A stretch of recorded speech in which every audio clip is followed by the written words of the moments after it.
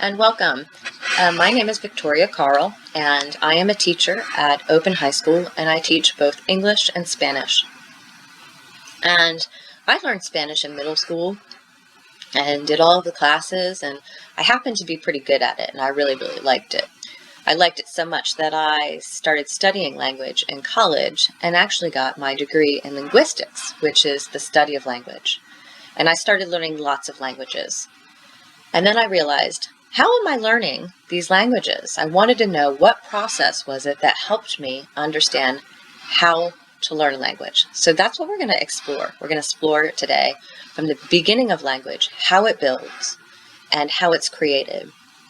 But I want you to first understand that you are already a genius at the language that you speak daily. The language that you grew up with, that your parents or guardians spoke to you, you were listening to as a child, as a baby, you absorbed it, you listened to it, and then you learned how to read it and write it. And then perhaps in middle school you've also had some classes about grammar to help you understand the language that you speak in naturally. And so this little epic journey that we're going to go on is going to remind us of some of this grammar to help you to remember that you are a genius at your language so that you can be a genius at maybe another language. Okay, so we're going to talk about Fred here. Fred is one of the earliest humans on the planet. He's all alone. He still has thoughts. Most of those thoughts are instincts, right? So Fred's cool. He doesn't really need to use language very much here when he's by himself. But then somebody else shows up. And Fred wants to show him that there's a fire. He's has to communicate to this other person what it is that he is trying to get this other guy to pay attention to. Because there's trees back here. There's a cave over here. He's like, no, I need you to pay attention to this right here, this fire. So he's going to come up with a sound that represents that fire. So let's say he comes up with ugh, right? Well, then another person comes over. And that person also has a fire. So now he wants to tell George over here to look at this fire, right? This fire over here. So you can't just say ugh, because this guy's going to look at that fire. He's got to come up with some other way to show that ugh can mean either this fire or that fire over there. So he's going to have to add an additional sound, right? Ugh ma. Ugh ma means that fire over there. So now we know have ugh, which means fire. But in order to distinguish between which fire, he has to add more sounds. So this is how language starts getting complicated. You think it could be really easy for somebody to just, use one word to describe lots of things, but we're very complex people.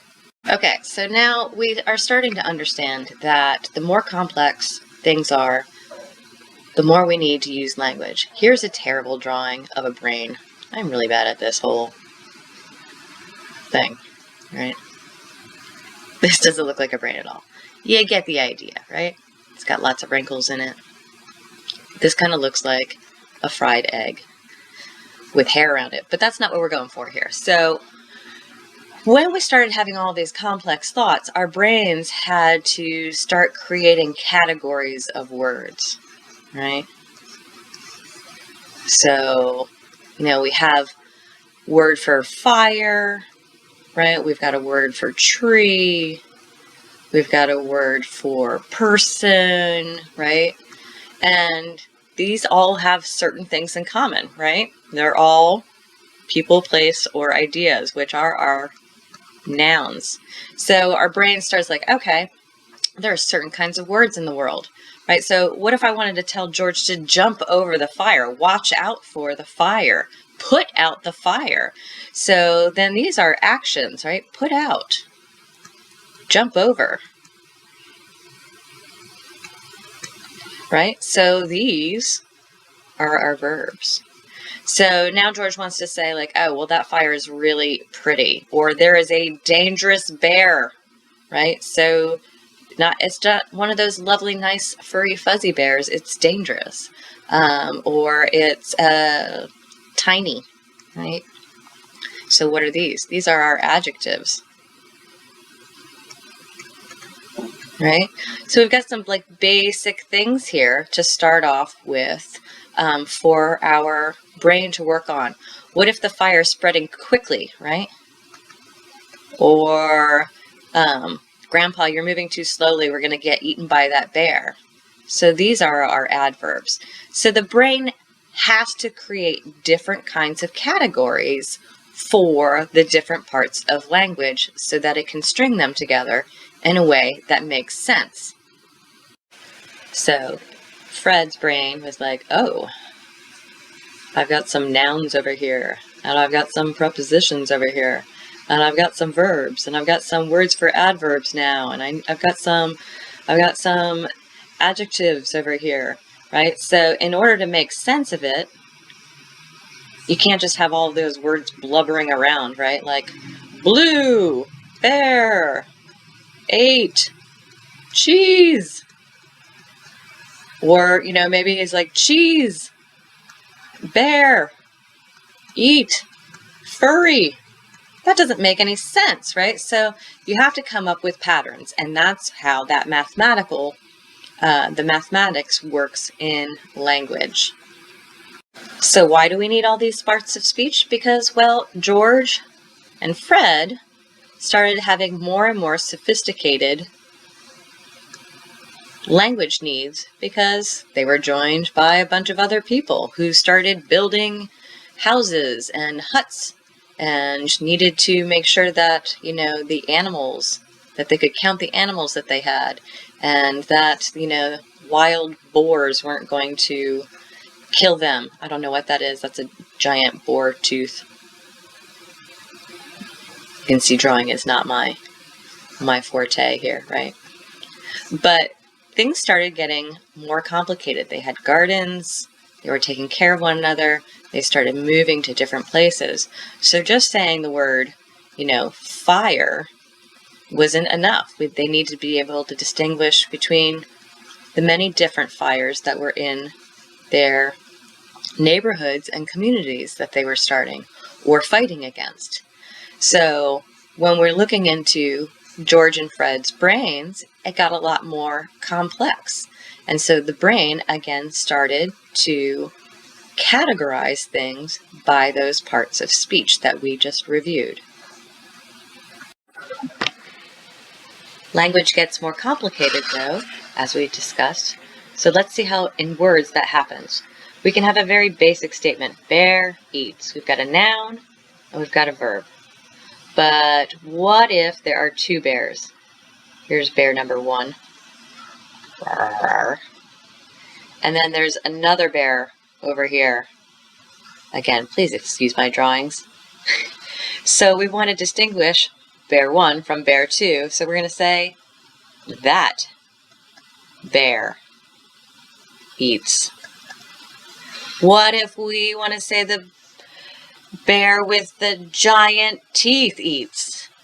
That bear with giant teeth eats. We could add even more. Let's give him a belly button. That bear with the giant teeth and belly button eats. That bear next to the smaller bear eats. What are they eating? They're eating cheese, cheddar cheese, Gouda cheese. It gets more and more complicated the more and more things that we have, and so our sentences build up, but they're still just made of the parts of speech, right? We've got articles and nouns and verbs and some prepositions here, but it's all basic parts of language. Okay, so now we have our starter sentence here. That huge bear with the big teeth eats. We've already identified all of the parts of this sentence, and there's only 5 different things in here. We have an article, right? That, the, could be my, could be his. We have huge, which is a type of adjective, right? We have our bear, which is our noun. And then we learned with is a preposition. All right. So this beginning part of our sentence only has 4 different things in it. An article, an adjective, a noun. We have a preposition, and then it starts again. Article, adjective, noun. So maybe you've not thought about this before, but language is mathematical. And maybe that scares some people, right? Language is math. But when we're learning a new language, it's really great to be able to understand how patterns work in language, so it doesn't seem so difficult to us. So before the word eats, we've got what is called a noun phrase, right? A noun phrase. That huge bear with the big teeth is a noun phrase. And so if you look at how it goes in English, right? We can have an article. We can have an adjective. We have to have a noun. Remember, bear eats. And we can have a prepositional phrase, which is this preposition. Well, what is a prepositional phrase? Well, it's a preposition with a noun phrase that follows it, right? Article, adjective, noun. The big teeth. All right, so that's what we did right here, but now all nice and typed up, right? So we now know what a noun phrase is. It's an article, potentially, an adjective, potentially, definitely a noun, and maybe a prepositional phrase. That huge bear with the big teeth eats. Now we're going to focus on eats. What is the bear eating? How is the bear eating? It may be as simple as something, the huge bear with the big teeth eats cheese, right? We know that's a noun. Maybe it's that huge bear with the big teeth quickly eats cheese. So what is quickly here? Quickly is an adverb. All right. So that's describing how the bear is eating. Is he eating quickly? Is he eating slowly? Is he eating like messily? Is he eating, quite properly? We don't know what this bear has in store. So, all right. So if we're looking at the second part of our sentence here, it starts with a verb, right? The second part of our sentence is a verb, and then eats cheese or quickly eats cheese. So maybe the next part is an adverb. Quickly eats cheese. What if he quickly eats the stinky cheese? Well, we've just added, does anybody recognize what this is? The stinky cheese. It's the same thing as we have here, right? The stinky cheese. So that's a noun phrase.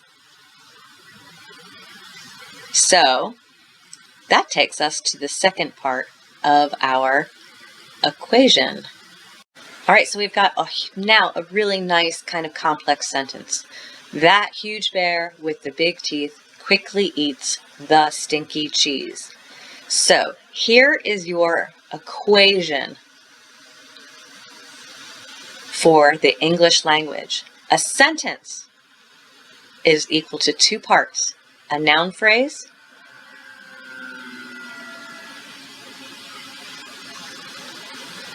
right? That's our noun phrase. Oh, it changed it into a triangle. And then the second part is our verb phrase. So 2 parts, noun phrase, verb phrase. So we learned that a noun phrase is an article, that or the, an adjective, huge, maybe stinky, our noun, bear, cheese, and then maybe this prepositional phrase with the big teeth. Prepositional phrase. All right, so then our second part of our sentence, verb phrase, quickly, adverb tells us how he's eating it. Eats is our main thing, our main verb here. We got to have that. And then look, we have another noun phrase after it. We could add after this, that huge bear with the big teeth quickly eats the stinky cheese in the big park.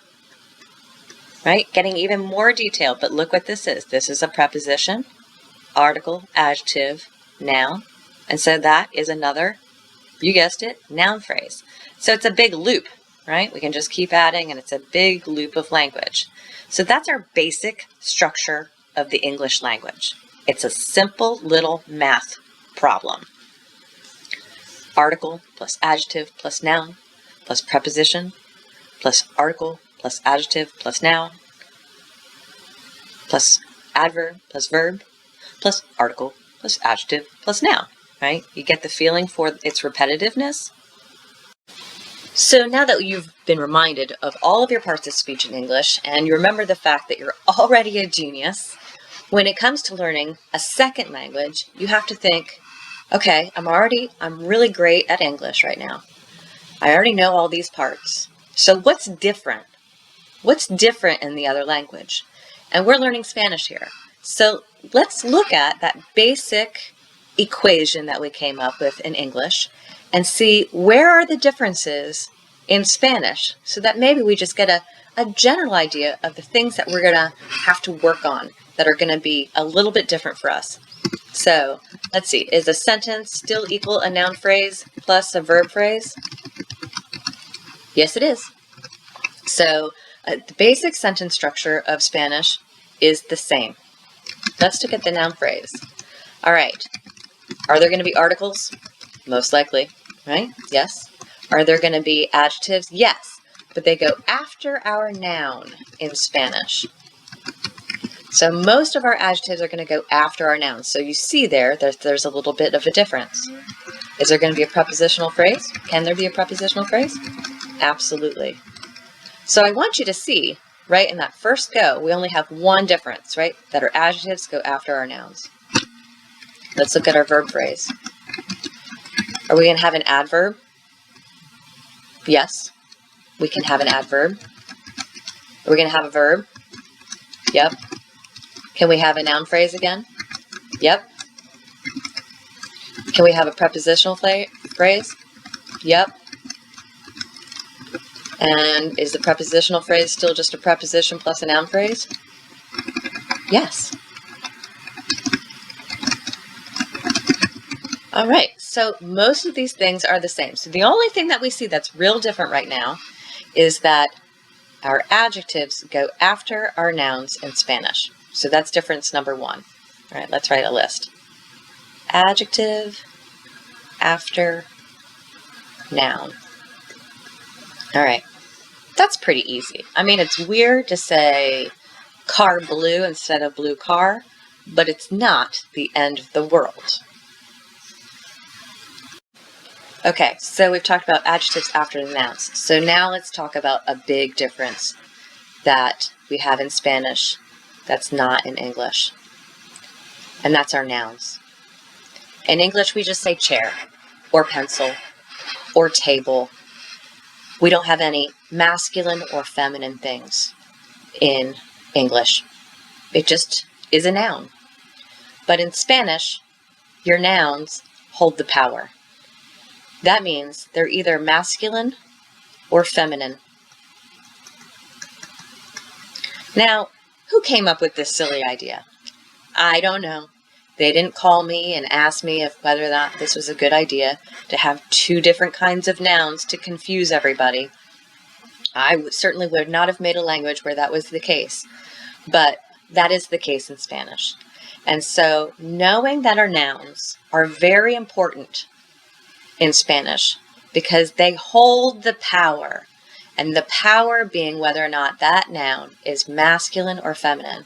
And you can't choose. You can't say, hey, table, you're going to be masculine, or plant, you're going to be feminine, or chair. You don't get to choose that. The language chose that. Fred and George, long time ago, their descendants chose that. You can't change that.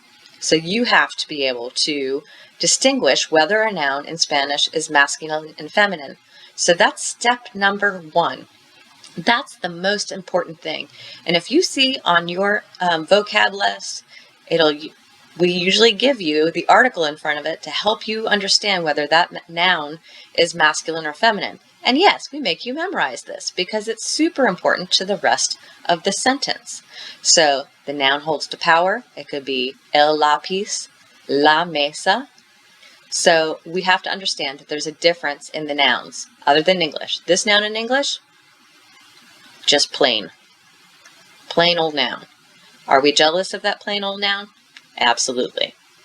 But we can't change the fact that in Spanish, we have to figure out right away whether it's masculine or feminine. So let's take a quick look. How can we tell whether a noun is masculine or feminine in Spanish? The very basic rule is that if the noun ends in A, it's feminine. And if it ends in O, it's masculine. This is almost always true, but there are some issues with it. It's not always true, but it's a really good rule of thumb. Another way that we can tell if a noun is feminine is that it ends with sion, either S-I-O-N or C-I-O-N. Dad, tad or tud, and umbre. Right? These are all good, demonstrations of a feminine noun. Also, if it ends in a Z, this is feminine. Masculine nouns generally end in O, or a consonant, or an E.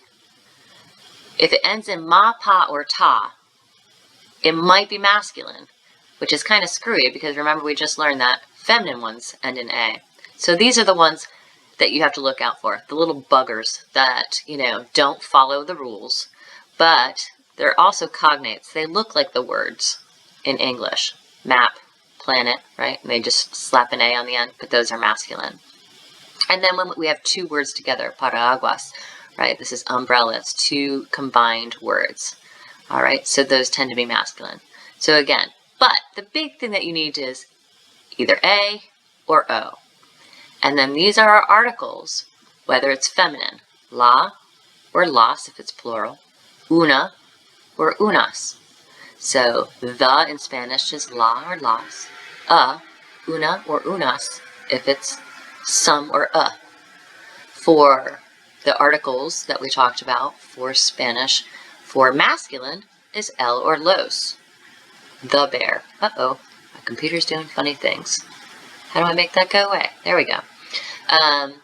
So el or los is masculine the, and un or unos is masculine like an apple, a bear. So that's the basics, but just really remember a or o. A is feminine, o is masculine, and we're going to get to and go over these articles in a little bit. So the fact that the adjectives are after the nouns in Spanish, and nouns are either masculine or feminine in Spanish, these are potential pitfalls. This is where we forget things. We're like, oh, I forgot that the noun, is masculine or feminine, and that's why my paper's getting marked up. The reason your paper's getting marked up is we look at this noun phrase, right? Everything that's next to it, right? Your article, your adjective, are going to match that power. So if your noun is masculine, your article is going to be masculine, your adjective is going to be masculine. It's all going to match. If that noun is feminine, your article is going to be feminine, your adjective is going to be feminine. So what we learned in a noun phrase is that there's now a relationship in Spanish based on masculinity or femininity that we don't have in English. Again, we're jealous that we can just, in English, just plop all these words down, right? Where in Spanish, this noun phrase is relational. It has to match. It's like you've got your hat has to match your belt, which has to match your shoes. At least that's the way it was in the 1980s. I don't think it's that way anymore. But everything has to match. If this is polka dots, then this has to be polka dots, and these have to be polka dot. And that's based on the noun, whether it's masculine or feminine. So again, there's a relationship between that noun and the things that surround it. The words that hug the noun match the noun. Again, we're looking at the relationship between this little noun phrase right here, because we said whether or not this noun is masculine or feminine will change the article and the adjective because they have to match. So let's look at this little phrase right here, the black bear. Our noun, which holds our power, is the word oso. This ends in O, and therefore, in this case, it is masculine. The masculine the in Spanish can either be el if it's one bear or los if it's two bears. We're just talking about one bear here. So it's going to be el oso. So this is masculine, this is masculine. Then remember, our noun adjectives go after our noun in Spanish. So the next word we're going to put is black. That word is negro. It has to end in an O because this whole thing has to match.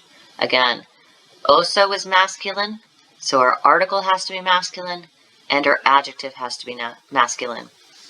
Everything that hugs the noun is the same as the noun. Let's change it to the white table. Table is our noun, so it's going to hold our power. In Spanish, it's mesa. This ends in A, which means that it is feminine. So our article has to be feminine as well. And the feminine the is la, because it's singular. La mesa. And then the word for white can either be blanca or blanco, but it's going to be blanca because, again, we're talking about this relationship where the noun, and whether it's masculine or feminine, determines whether the article is masculine or feminine and the adjective is masculine and feminine. It's all a nice, neat little package. So let's review again. What are those articles that we were talking about? So articles, I'm on the wrong part of my thing. Articles. The one for the, how to say the in Spanish. El for masculine, la for feminine, for a single thing. The bear, the table. Los for masculine plural, or las for feminine plural. So if I wanted to make el oso negro, the black bear, into the black bears, I would have to change it to los osos negros. Os, matchy matchy. Again, that relationship where everything's the same. If I wanted to make the table, the white tables, I would have to say las mesas blancas. See all that matchingness? So there are different kinds of articles, but I just want to go over some real basics with you today so that we know that you have masculine and feminine articles to match your masculine or feminine noun, and that your adjective is going to also match. It's going to either end in an O or an A, and if it's plural, it's also going to be plural. It's a package, and they all have to match one another. So we're going to talk about the last major difference between basic English and basic Spanish. You know, we've already, yes, adjective after noun. Nouns are the masculine or the feminine. You don't get to choose, but whatever they are, it holds the power because the words that hug it, that are around it in this noun phrase, must match it. But the big difference, this is what gives everybody the trouble in the Spanish, are the verbs. Right? Verb conjugation. This is what makes everybody cry in Spanish class. But again, it's just a pattern. So don't get too upset Now, again, would I have made verbs so complicated had they put me in charge of creating the Spanish language? Definitely not.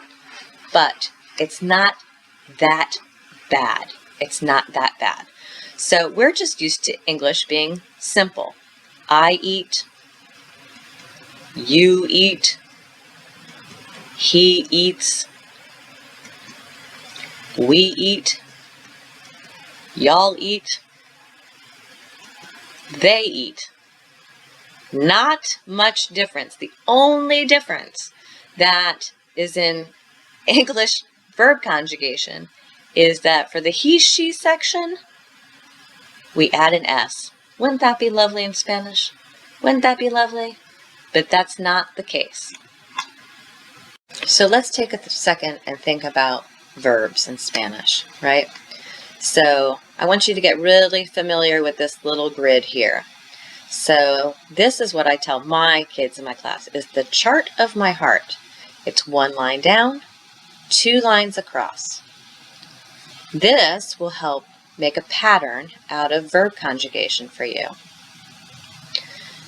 First, we're going to learn what are called pronouns. They are a part of our nouns, right? A pronoun can be a noun. I, yo, you, two, you probably already know these. He, she, él, ella, and you formal. Usted. We is nosotros.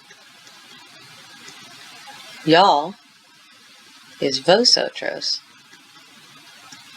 And they is ellos, if it's only boys.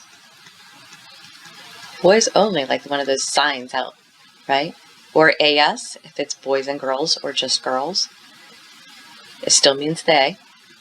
And then you, all formal, is ustedes. All right. So if you memorize this chart, yo, tú, él, ella, usted, nosotros, vosotros, ellos, ellas, ustedes. This is called pronouns. And the pronouns will help us conjugate the verbs. This chart is what you need in your heart. Yo, tú, él, ella, usted, nosotros, vosotros, ellos, ellos, ustedes. Knowing it in that order with that chart, I promise you, will help you for all the years ahead. So once you have this chart memorized in this order, yo, tú, él, ella, usted, nosotros, vosotros, ellos, ellos, ustedes, when we come to verb conjugation, it makes it kind of easy. Well, what on earth is verb conjugation? It's just changing a verb to match the noun. That's its simplest form. And again, when we're looking at the differences between English and Spanish, when you conjugate a verb in English, it's simple. I eat, you eat, he, she eats, we eat, y'all eat, they eat. Simple. Spanish, it's a little different. Again, this is one of our main differences. We're talking about verbs here. In Spanish, there are 3 different kinds of verbs: AR, ER, and IR. So if you look up a verb, it's either going to have an AR ending, an ER ending, or an IR ending. So hablar, to talk, comes with its AR ending. Comer, to eat, comes with its ER ending. Vivir, to live, comes with its IR ending. Again, you can't change that. You can't fix that. It's a word that comes with its own ending. So, a fancy word for a verb that still has its original ending is called an infinitive verb. It means it hasn't been changed. It hasn't been touched. It's in its original form. So verb conjugation is changing an infinitive verb, a verb that's never been changed, and matching it to the pronoun, the person who's doing the action, the person, place, or thing that's doing the action. That's what verb conjugation is. So yeah, we're talking about these verbs and conjugating verbs, and it's starting to get really complicated now, right? We've got 3 different kinds of verbs, and we have to match them to our subject pronouns. So yes, this part is a lot more complicated than it is in English, but it's still doable. And again, it's about patterns. We saw that there are lots of patterns in language, and we just have to break it down into puzzle pieces. So this is just another piece of the puzzle. So hablar means to talk or to speak, right? So it ends with an AR, and it's going to have its own endings. So when we conjugate the verb, the first thing that we do is we chop off its butt. We're going to chop off all the butts. Chop off those butts. And we're going to add new butts, right? We've got hablar, now we've got just hable. So the yo form for an AR verb is o, hablo, I talk. For you, this form, it's as, hablas, o, as. He or she talks, habla, o, as, a. We talk, hablamos,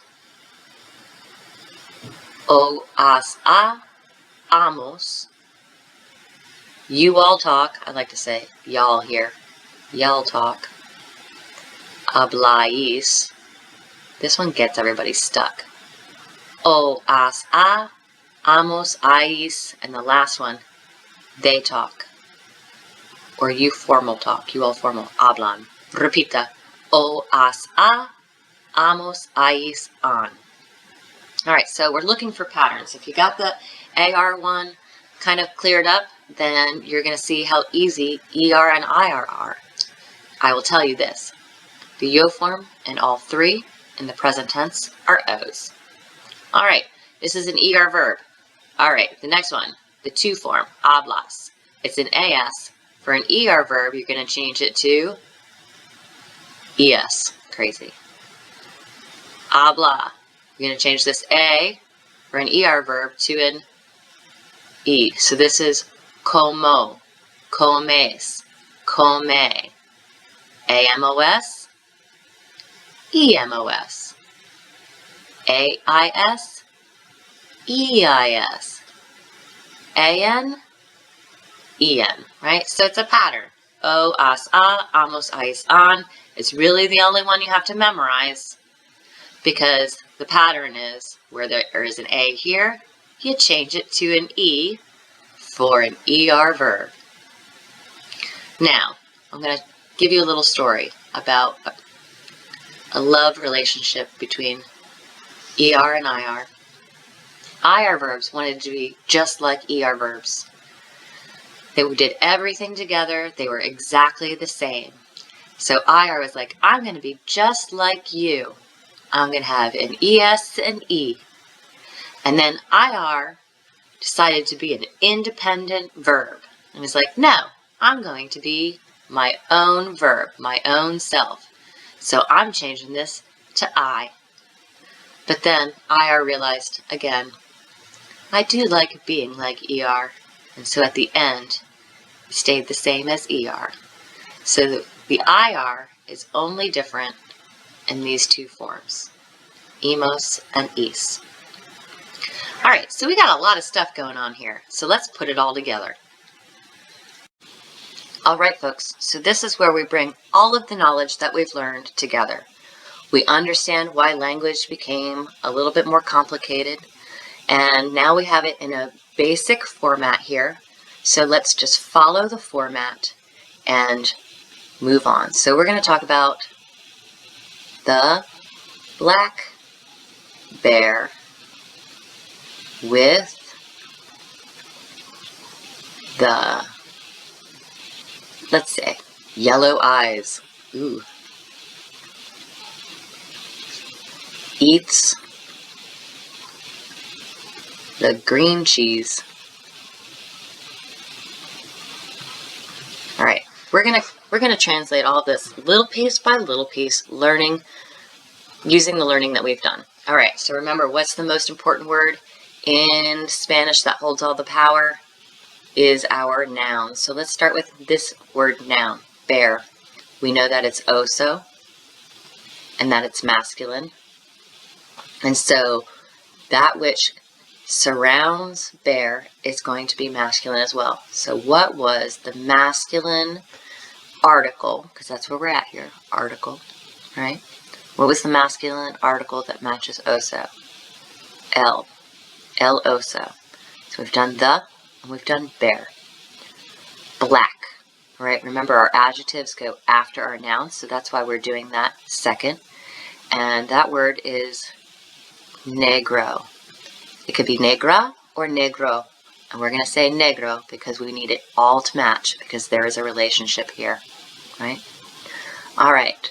With is our preposition from our prepositional phrase right here. That word is con. All right. El oso negro con the yellow eyes. Again, we have another noun phrase here. We're just going to do the exact same thing we just did. We're going to identify eyes, our noun, which is eyes. That's the power. Eyes in Spanish is ojos. So we're going to write that down first. Ojo, it's plural, so it's ojos because we've got more than one. And we have to say the, so that is going to be los ojos, again matching. And then the word for yellow is amarillo, but we have to match it, right? Because it all is in a relationship together. Los ojos amarillos, all matching. All right, now we get to the verb. Dun, dun, dun. We have to figure out what verb means to eat, which we know is comer, right? But we can't just say comer in its infinitive form because that still means to eat. So we have to conjugate it. So we have to look at our little chart. Is it I? Nope. Is it you that's doing the eating? No. Is it he, she, or you formal that's eating? Or something singular? That could be a he or a she? Yes. So we're going to use the conjugation from that box. If you remember, it's an ER verb. So it's o, es, a, amos, eis, or en. So it's a bear. It's a he or she. It's a single thing, so we're going to get it from this box. So we're going to change this, take off its butt, and we're going to make it come. The black bear with the yellow eyes eats. Come, eats. The green cheese. Oh, we got another noun phrase again. We got to find our noun, which is cheese, which is queso. Ends with an O, which means it's masculine.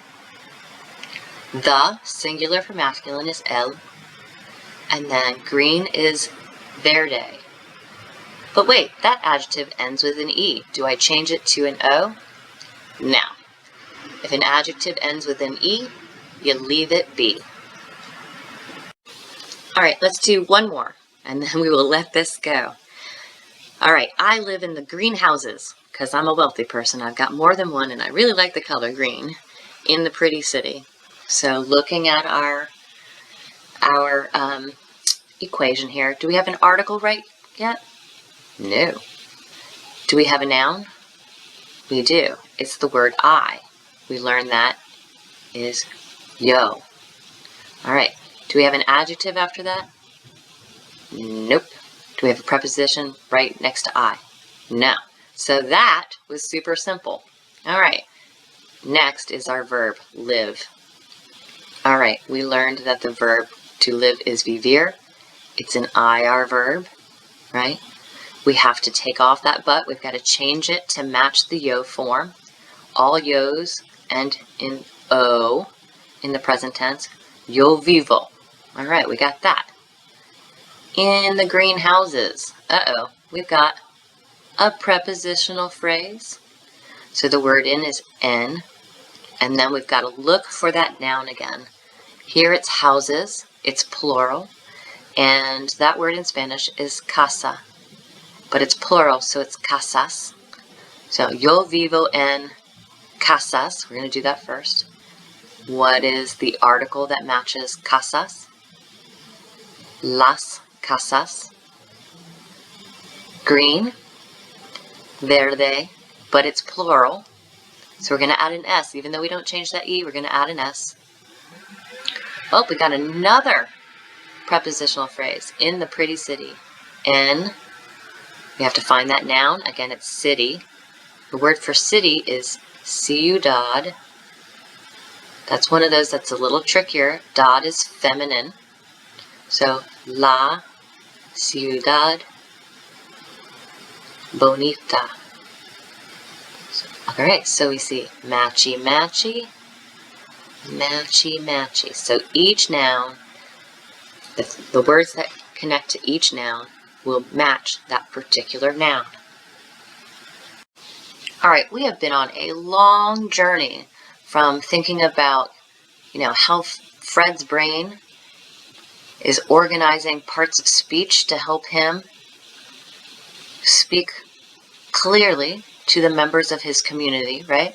And how our brains need to make equations so that it makes sense to everybody. Fred and George and Lisa and everybody within that community understands.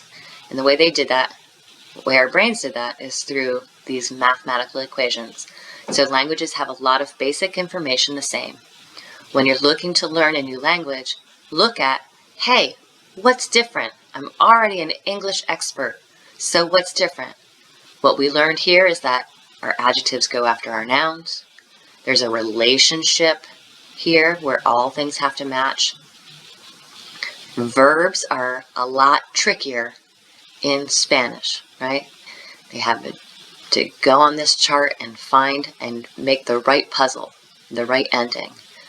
But these aren't impossible things. And so if you look at language through a mathematical way, it's amazing what you can do. So don't get overwhelmed. They're all just words. Think about it as a jigsaw puzzle, and you too can be a language master. Thanks for sticking around. I hope I didn't make you a little crazy.